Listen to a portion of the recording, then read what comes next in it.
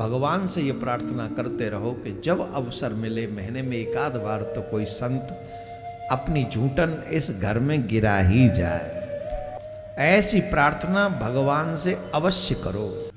संतों के आने से हमारे घर के पाप नष्ट हो जाते हैं जो उस घर में हो जाते हैं जाने अनजाने में। संत का आना ऐसे ही सरल नहीं है। ये मैं संतों की बात कर रहा हूं, हम जैसे कथावाचक तुच्छ प्राणियों की नहीं। हम तो तुच्छ है, ना तुच्छ प्राणी, निकृष्ट। इस ब्रह्मांड के सबसे निकृष्ट प्राणी अगर कोई है तो वो हम हैं। हम अपनी बात नहीं कर रहे। कोई भगवत प्रेमी रसिक हमारे घर में आके झूठन गिरा दे अपनी, उसी क्षण उस घर में किए हुए पाप तत्क्षण नष्ट हो जाते हैं। लेकिन श्रद्धा से वो भोजन कराना आपको, अश्रद्धा ना हो। ऐसा भी ना हो कि भगवान कोई संत महात्मा कोई तुम्हारे घर में आए तो तुम प्लानिंग में इसमें लग जाओ कि एक ही रोटी खा के झिक जाए, दूसरी रोटी बनाते समय तुम्हारे हाथ कांपे। आज बड़ा कंजूस जमाना है भाई आजकल। एक एक रोटी गिन गिन के बनाते हो तुम अपने घर के लिए। महात्मा की तो बात ही छोड़ो, कि माताओं को पूछ लो ईमानदारी से, सबको पता है इनके घर में कितनी रोटी का खर्चा है।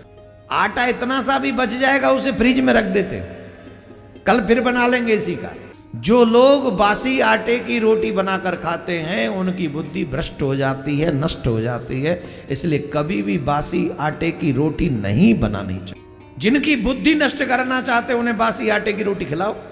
तुम हो ना आलसी, आटा नहीं मारना है ना, अभी का रख दिया फ्रिज में, अब फिर कहते महाराज मेरे पति का एक्स्ट्रा चल रहा है।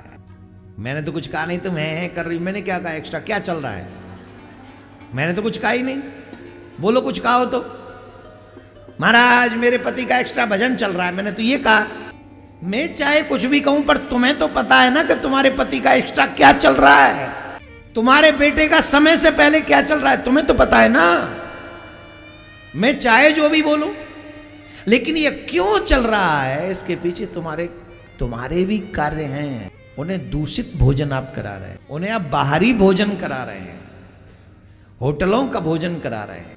आप अपने बच्चों को, अपने पति को कंट्रोल से शुद्ध सात्विक पवित्र भोजन कराइए। हम विश्वास से कहते हैं आपका जो है परिवार आहार शुद्ध हो तो सत्व शुद्धि।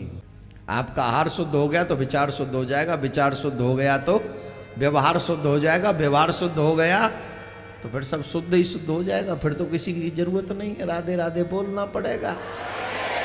हाँ, जोर से बोलना पड़ेगा। तो सबसे पहले शुद्ध क्या होना चाहिए? जोर से बोलो। और वो फ्रिज में रखा हुआ है आहार आपका, सब्जी फ्रिज में, आटा फ्रिज में, खाने की हर चीज फ्रिज में। इसलिए हर व्यक्ति के फ्रिज की वस्तु खा खा करके हमारे माइंड भी फ्रीज हो गए हैं। अब total against of religion work कर रहे हैं हम लोग, धर्म के विरुद्ध आचरण कर रहे हैं, धर्म के पक्ष के साथ बहुत कम आचरण हमारा। तो इसलिए शाम का रखा हुआ आटा कभी नहीं खाना। सब्जी बना के डाल देते हो आप लोग, उतनी बनाओ, आज बच जाए तो फिर तुम्हारे भाग्य की नहीं, वो किसी जीव को खिला दो। या तो उतनी बनाओ जितनी तुम्हारे घर की जरूरत है, और अगर बच गई है तो वो तुम्हारे भाग्य का नहीं है, अब उसे किसी जीव को खिला दो। गाय को दे दो, कोई और जीव आते हों, पहले तो प्रयास करो गाय को ही दे दें, या कोई और जीव आते हो तो उनको खिला दो। हमारे यहाँ तो पहली रोटी गाय को देते हैं और आखिरी रोटी कुत्ते को देते हैं।